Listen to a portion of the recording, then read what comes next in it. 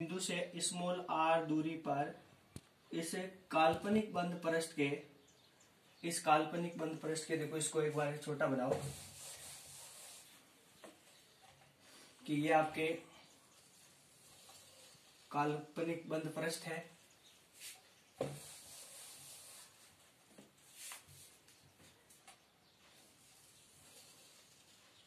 ये काल्पनिक बंद पृष्ठ है और इस काल्पनिक बंद पृष्ठ का आपका बिंदु O यहाँ पे है। इस बिंदु पर आपके मैंने मान लिया Q आवेश उपस्थित है और इस बिंदु O से ही आपको क्या करना है, इस बंद पृष्ठ के पृष्ठ पर ही एक आपको ds अल्पांश की क्या करनी है, आपको कल्पना करनी है। इस अल्पांश की आपके पास ds अल्पांश की मतलब कौन सी दूरी पर आपके पास स्मॉल r दूरी पर ds अल्पांश की कल्पना करनी है। ये आपके पास ds अल्पांश है और ds आपके क्षेत्रफल सदिश, तो ds वेक्टर, और इससे आपको विद्युत क्षेत्र की दिशा आपकी इधर ही है, तो मैं लिख दूंगा विद्युत क्षेत्र की दिशा आपके E वेक्टर इधर है। तो लिखूंगा ds अल्पांश मतलब ds क्षेत्रफल अल्पांश और E वेक्टर के मध्य बना कोण मैंने क्या मान लिया, थीटा मान लिया। क्या मान लिया, थीटा। और प्लस Q आवेश और इस बिंदु O से आपकी जो दूरी है अल्पांश के बीच की कितनी है, आपके पास r है। तो लिखूंगा देखो कि माना एक बंद पृष्ठ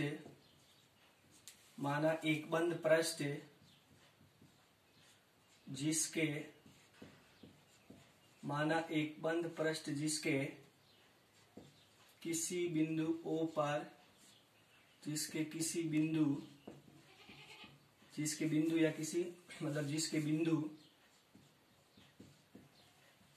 जिसके बिंदु O पर Q आवेश प्लस Q आवेश या Q आवेश O पर प्लस Q आवेश स्थित है।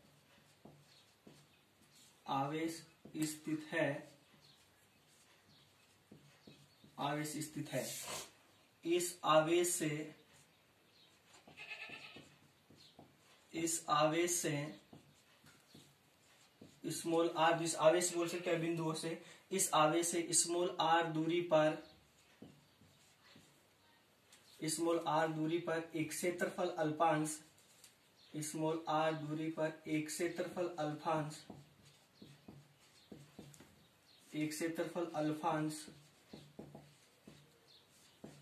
ds की कल्पना करते हैं।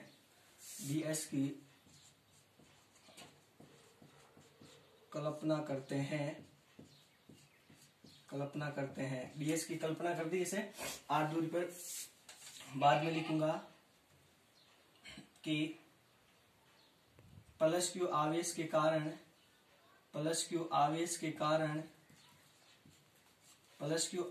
कारण यहाँ पे बिंदु P मान लो, यहाँ पे कौन सा बिंदु आपके, बिंदु P। तो प्लस Q आवेश के कारण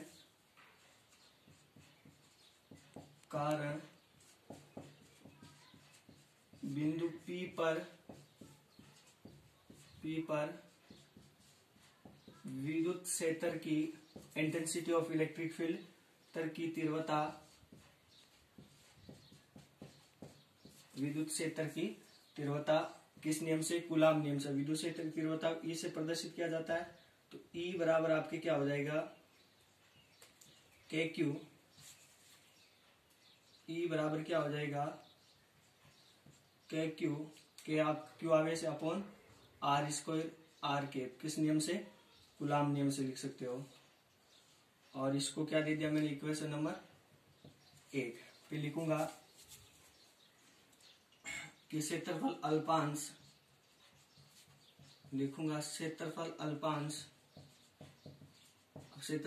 आपके कितना है, ds वेक्टर है। क्षेत्रफल अल्पांश ds वेक्टर से संबंध फ्लक्स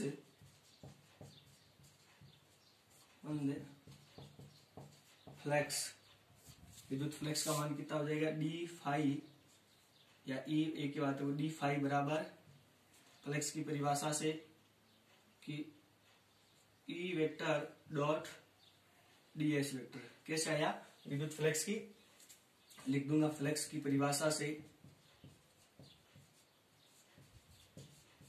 फ्लक्स की डेफिनेशन ऑफ इलेक्ट्रिक फ्लक्स परिभाषा से आगे भाषण में, और इसको इक्वेशन मैंने यहाँ पे क्या दे दिया 2, फिर लिखूंगा समीकरण 1 व 2 से क्या करूंगा, समीकरण 1 में जो आपका ई का मान है वो किस में रख दूंगा, समीकरण 2 में रख दूंगा। समीकरण 2 में ई का मान रखो, डी फाई बराबर समाकलन एस। अब इस ई का मान रखा मैंने, क्योंकि इसका मतलब संपूर्ण याद करना है, ई के क्यू बटे आर स्क्वायर, आर केप जो एकांक सदिश है आपका, और डॉट डी एस वेक्टर। उसके बाद में डी फाई बराबर, इनका तो समाकलन होगा नहीं, एक बार इनको बाहर ले लिया मैंने, के क्यू बटा आर स्क्वायर को, किसको के क्यू बटा आर स्क्वायर बाहर ले लिया, तो S R cap dot D S vector. नहीं ऐसे करो कि अब इस के की जगह आप मान रख दो, के की जगह क्या रख दूंगा मैं, मान अपने पढ़ा होगा कि के की जगह मान होता है 1/4 पाई एप्सिलॉन नॉट। चैप्टर नंबर 1 में पढ़ा हुआ कि के का मान कितना होता है 1/4 पाई एप्सिलॉन नॉट, और ऊपर क्या बच गया क्यू, और नीचे क्या बच गया आर स्क्वायर और R cap dot D S vector. उसके बाद में अब लिखूंगा दोनों पक्षों का समाकलन करने पर,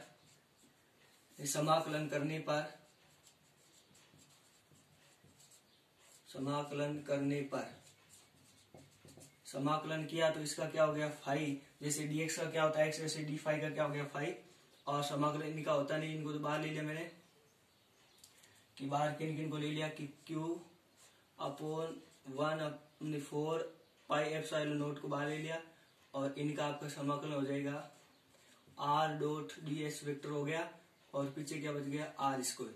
अब इस डॉट को हटाऊंगा तो मैं क्या लिखूंगा, इनको इधर देखो,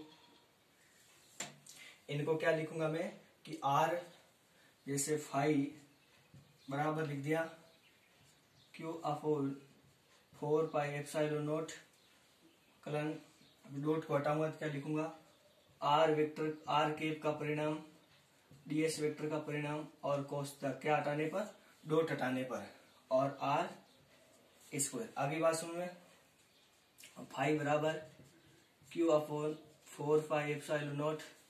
अब आपको पता है इस r को मैं क्या लिख सकता हूँ, r केप का मान कितना होता है आपके पास 1 होता है, क्योंकि एकांक सदिश है, एकांक सदिश केप का मतलब एकांक सदिश, एकांक सदिश का परिणाम क्या होता है 1, तो पीछे क्या बच गया ds कोस थीटा बटे आर स्क्वायर, और इसका मान ध्यान में रखना कि r वेक्टर का मान कितना हो गया आपके पास 1।